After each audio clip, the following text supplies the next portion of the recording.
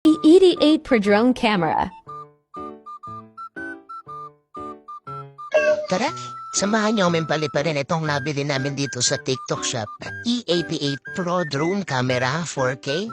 So para sa mga beginner katulad namin and first time lang magkaroon ng drone, sobrang excited kami paliparin to. So pinagkailaran muna namin to sa bahay bago namin dito paliparin sa labas. So pinag-aralan namin kung paano i-calibrate steady yung drone camera. So sinusubukan namin siyang paangatin kung hanggang saan yung itataas na. And so far, mataas naman siya. So medyo nahihirapan nga na yung nagko-control dahil nga beginner pa nga lang. So kung nagpa-practice nga, sabi nga nila, ito yung magandang bilib mo, lalo na kung nagpa-practice ka pa lang. Sulit at mabilis yung pag-order ng E88 Pro Drone Camera sa amin for only 1,149. So may 3 battery na yan nakasama.